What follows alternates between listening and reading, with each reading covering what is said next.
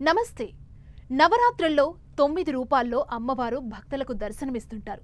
ఒక్కో రూపానిది ఒక్కో ప్రత్యేకత. ప్రతి ఒక్కరు కూడా భక్తి శ్రద్ధలతో ఈ 9 రోజులు నవరాత్రుల్లో అమ్మవారి పూజా కార్యక్రమాలు నిర్వహిస్తారు. 4వ రోజు అమ్మవారి పూజా కార్యక్రమాలు ఎలా చేయాలి, అమ్మవారు ఏ రూపంలో దర్శనమిస్తారో మనం తెలుసుకుందాం. మనతో పాటున్నారు ప్రముఖ ఆధ్యాత్మికవేత్త డాక్టర్ కుప్ప శ్రీనివాస శాస్త్రి గారు ఉన్నారు. గురుగారితో మాట్లాడదాం. గురుగారు నమస్తే అండి. నమస్కారం. దేవి నవరాత్రుల్లో ఆ అమ్మవారిని పూజిస్తే అష్టైశ్వర్యాలు లభిస్తాయని చెబుతారు.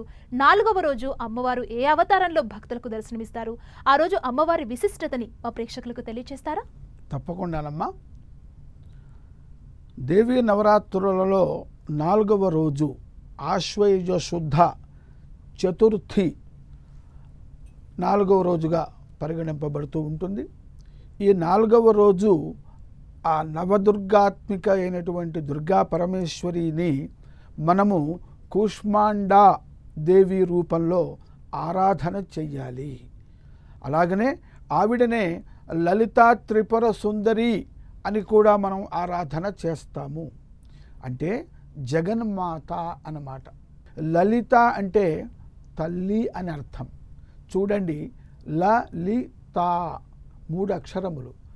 ఇటు నుంచి తిరగవేస్తే త లా లి కదండి. త లి లా 3 అక్షరాలు ఉన్నాయి. ఆ లీ కింద ఈ లాని చేర్చండి, లీ అవుతుంది. తల్లి అన్నమాట. అంటే లలిత అనేటువంటి పదాన్ని తిరగవేసినట్లయితే తల్లి. కాబట్టి లలిత అంటే తల్లి. చాలా లలితముగా, చాలా సౌమనస్యంతో, సద్భావంతో, ప్రేమతో, అనుగ్రహంతో అందరినీ అనుగ్రహించేటువంటి తల్లి. త్రిపురములలో అంటే 3 లోకములలో కూడాను అంత అనుగ్రహాన్ని, దయని, కృపని కలిగినటువంటి మాతృ తల్లికి, ఒక తల్లికి సాధారణంగా లోకంలో తల్లికి తన బిడ్డ మీద మనం వెలకట్టలేనంత, తెలుసుకోలేనంత, చెప్పలేనంత ప్రేమ ఉంటుంది. ఈ ప్రపంచం మొత్తాన్ని 84 లక్షల జీవరాశులని సృష్టించినటువంటి ఆ లలితా పరమేశ్వరికి ఎంత కృప, ప్రేమ ఉంటుందో చూడండి. అందుకనే తల్లి అనే నామాన్ని లలిత తిరగవేసి ఆవిడ లలిత అనే రూపంలో ఈ 3 లోకములలో కూడాను నేను గొప్ప మాతృభావాన్ని, ఆనందాన్ని, దయని మీ మీద చూపిస్తాను అని చెప్పటం కోసమే లలితా త్రిపుర సుందరీ దేవి అనే నామాన్ని ధరించింది. ఆవిడని ఉపాసనా మార్గంలో కూష్మాండా, కూష్మాండే చతుర్థకం 4వ రోజు ఆ లలితా త్రిపుర సుందరీ దేవిని కూష్మాండా దేవి రూపంలో మనం ఆరాధించాలి. కూష్మాండా శుభదాస్తుమే. ఆవిడ కూష్మాండా అనేటువంటి నామాన్ని ధరించటం వల్ల, దానివల్ల ఎంతో అంతరార్థం ఉంది ఆ పేరులో. నేను సర్వులకి శుభాన్ని ఇస్తాను. ఎవరికి? ఏ తల్లి తన పిల్లలకి శుభాన్ని ఇస్తుంది. ఎవరెవరు వాళ్ళకి సంబంధించిన వాళ్ళకి మంచి చేస్తూ ఉంటారు, బాగుండాలని కోరుకుంటూ ఉంటారు. ఆ తల్లి ప్రపంచంలో మొత్తానికి కూడా, సకల ప్రాణులకి కూడా తల్లి గనక అందరికీ కావాల్సినది ఆవిడ. అందరికీ కావాల్సింది ఆవిడ, ఆవిడకి అందరూ కావాలి. అందువల్ల ఆవిడ కూష్మాండ అనే నామాన్ని ఎంతో భావగర్భితంగా, గంభీరమైన అర్థాన్ని లోపల దాచుకొని అటువంటి నామాన్ని ధరించింది. కూష్మాండ అంటే గుమ్మడికాయ అన్నమాట. అలా గుమ్మడికాయ, పెద్దగా ఉండే గుమ్మడికాయ. ఆ గుమ్మడికాయ గుండ్రంగా ఉంటుంది. ఈ బ్రహ్మాండ గోళమునకు గుర్తు. బ్రహ్మాండ గోళము ఎలా ఉంటుంది అంటే ఆ కూష్మాండము రూపంలో ఉంటుంది. ఆ కూష్మాండంలో గుమ్మడికాయలో అనేకమైనటువంటి గింజలు ఉంటాయి. అంటే ఈ బ్రహ్మాండ గోళములో అనేకమైనటువంటి పదార్థములన్నీ కూడా ఉన్నాయి. సర్వప్రాణులు కూడా ఉన్నాయి.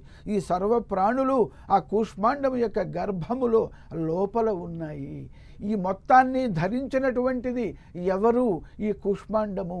అంటే ఆ కూష్మాండ రూపంలో ఉన్నటువంటి లలితాదేవి ఆ బ్రహ్మాండమును తాను ధరించి, తన లోపల ధరించి, ఆ బ్రహ్మాండములో కూడా మన సకల ప్రాణుల రూపంలో అమ్మవారు ఉన్నది. ఎందుకంటే గుమ్మడికాయలో పుట్టిన గింజ మరలా గుమ్మడికాయని, అంటే ఆ తీగ రూపంలో అది ప్రభవించి మళ్ళీ గుమ్మడికాయను ఉత్పత్తి చేయగలుగుతుంది. కనుక అమ్మవారు కుష్మాండ రూపాన్ని ధరించి బయట లోపల కూడా ఈ లోకమంతా వ్యాపించి ఉన్నది. అంతేకాకుండా లోకాన్ని రక్షిస్తూ కూడా ఉన్నది. లోకాన్ని రక్షిస్తాను. ఎంత ప్రేమ అంటే అమ్మవారిని తలుచుకుంటే చాలు భక్తిగా శ్రద్ధగా మన మనస్సు శరీరం అంతా కూడా పులకాంకితమైపోతుంది. అటువంటి కూష్మాండాదేవిని ప్రత్యేకంగా ఉపాసన చేయటానికి శ్లోకాత్మకమైన మంత్రాన్ని, ఒక బీజాక్షర సంపుటమైనటువంటి మంత్రాన్ని కూడా మనకి మహర్షులు ఉపదేశం చేశారు. అదేమిటో తెలుసుకుందాం. సురా సంపూర్ణ కలశం రుధిరాప్లుతమేవ చ దధానా హస్తపద్మాభ్యాం కూష్మాండా శుభదాస్తు మే. పద్మముల వంటి ఎర్రనైనటువంటి అందమైనటువంటి కోమల సుకుమారమైనటువంటి చేతులతో మరి ఒక అద్భుతమైనటువంటి కలశాన్ని ధరించి ఉన్నది అమ్మవారు. ఆ కలశములోనే సర్వము కూడా ఉన్నది. కాబట్టి మంచి వాళ్ళకి శుభమనేటువంటి పదార్థమును అందిస్తుంది. చెడ్డవాళ్ళకి అంటే దుర్మార్గులకి, లోకాన్ని పీడించేటువంటి వాళ్ళకి పనిష్మెంట్, శిక్ష అనేటువంటి దాన్ని అందిస్తుంది. అటువంటి కలశమును అమ్మవారు ధరించి ఉన్నది. ఆ అమ్మవారిని ఉపాసన చేసేటువంటి బీజాక్షర సంపుటమైనటువంటి మంత్రం ఏమిటంటే ఓం ఐం హ్రీం శ్రీం కూష్మాండాయై నమః అన్నమాట. మరి ఈ బ్రహ్మాండమంతా కూష్మాండ రూపంలో మనకు ఉదాహరణగా చెప్పారు కనుక అమ్మవారు కూష్మాండాదేవి అనేటువంటి నామమును ధరించి కూష్మాండాదేవ్యై నమః అని అనేక విధములుగా మన చేత ఉపాసింపబడుతూ ఉన్నది. అమ్మవారికి ఈ కూష్మాండాదేవికి ఇష్టమైనటువంటి నైవేద్యం ఏమిటయ్యా అంటే అల్లము కలిపి చేసినటువంటి మరి గారెలు అన్నమాట, నేతి గారెలు. మధ్యలో మళ్ళీ గారెలు అంటే మధ్యలో రంధ్రము చేస్తాము. అలా రంధ్రము చేయకుండా మరి అల్లము వేసి చేసినటువంటి ఆ యొక్క మినుప గారెలను, నేతితో వండిన గారెలను అమ్మవారికి ప్రీతి కాబట్టి అమ్మవారికి ఆ నేతి గారెలను నైవేద్యము పెట్టాలి. ఈ అమ్మవారిని మనం ప్రార్థన చేసినట్లయితే అమ్మవారి యొక్క వాహనము సింహము. మనకు కోపం వస్తే కంట్రోల్ చేసుకోలేము. కానీ అమ్మవారిని ఉపాసన చేసినటువంటి వాళ్ళకి ప్రతి వ్యక్తికి కోపం రాకుండా ఉండదు. కానీ ఆ కోపాన్ని నిగ్రహించుకునేటువంటి శక్తి కూడా కావాలి. ఆ కోపాన్ని నిగ్రహించుకునేటువంటి శక్తిని, ఆత్మవిశ్వాసాన్ని, తర్వాత శాంత స్వభావాన్ని, తన కోపమే తన శత్రువు, తన శాంతమే తనకు రక్ష, దయ చుట్టంబవు అని సుమతి శతకకారుడు చెప్పాడు. కాబట్టి కోపం అనేటువంటిది వినాశనానికి దారి తీస్తుంది. కాబట్టి ఎక్కడైతే నెగిటివ్ ఎనర్జీ ఉంటుందో కోపము, కామము, క్రోధము, లోభము అనేటువంటిది మరి అది వచ్చినప్పుడు మానవుడు కంట్రోల్ చేసుకోలేడు. అమ్మవారిని ఈ కూష్మాండాదేవిని గనక మరి ఉపాసన చేసినట్లయితే కోపాన్ని నిగ్రహించుకుని నెగిటివ్ ఎనర్జీని రిమూవ్ చేసి పాజిటివ్ ఎనర్జీని ప్రొడ్యూస్ చేసేటువంటి శక్తిని అమ్మవారు ప్రసాదిస్తుంది. అందువల్ల 4వ రోజు లలితా త్రిపుర సుందరి అనేటువంటి రూపంలో అమ్మవారిని కూష్మాండ నామముతో అర్చించి పూజించాలి. ఈ యొక్క దేవతయే కుండలిని శక్తి రూపంలో ప్రతి మానవుడికి శరీరంలో ఉన్నటువంటి వెన్నెముక స్థానములో ఉన్నటువంటి షట్చక్రముల రూపంలో, షట్చక్రములు, సప్తచక్రములు, అష్టాచక్ర, నవద్వార, ఒక గుర్తు కోసం సాధారణంగా షట్చక్రములని చెప్పారు. కానీ అనేక చక్రములు పాదాది శిరఃపర్యంతం కూడా మన శరీరంలో ఉన్నాయి.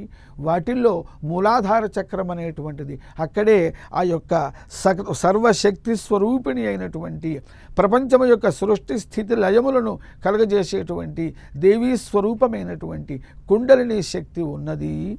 మరి మొదటి రోజు మరి ఆ అమ్మవారిని ఉపాసన చేయటం వల్ల ఆ మూలాధార చక్రంలో ఉన్నటువంటి కుండలిని శక్తి మరి ఉత్తేజితమయ్యి మనం శక్తిమంతులమవుతాము. అలాగా ఒక్కొక్క రోజు ఒక్కొక్క విధానంగా ఆ యొక్క షట్చక్ర భేదనము జరిగి మనకి శక్తి లభిస్తుంది. శక్తి వల్ల సుఖ సంతోషాలు, శాంతి సౌభాగ్యాలు కూడా కలుగుతాయి. అందువల్ల 4వ రోజు కూష్మాండాదేవిని మనం చక్కగా ఉపాసన చెయ్యాలి. ఓం కూష్మాండాదేవ్యై నమః. ఓం లలితా త్రిపుర సుందర్యై నమః. ధన్యవాదాలు గురువుగారు. శ్రీ లలితా త్రిపుర సుందరిదేవి ఆరాధన ఎలా చేయాలి, భక్తులకు ఆరాధన చేయడం వల్ల ఎన్ని శుభ పరిణామాలు జరుగుతాయో తెలియజేశారు. 4వ రోజు ఈ నవరాత్రుల్లో భక్తులకు మంచి సమాచారాన్ని అందించారు గురువుగారు. ధన్యవాదాలండి. శుభం భవతు. 4వ రోజు శ్రీ లలితా త్రిపుర సుందరిదేవిగా భక్తులకు అమ్మవారు దర్శనమిస్తారు. ఇప్పటివరకు గురువుగారు చెప్పినట్లుగా మనం విన్నాం. ఈరోజు గురువుగారు చెప్పినట్లు ఆరాధన చేయండి, శుభ ఫలితాల్ని పొందండి.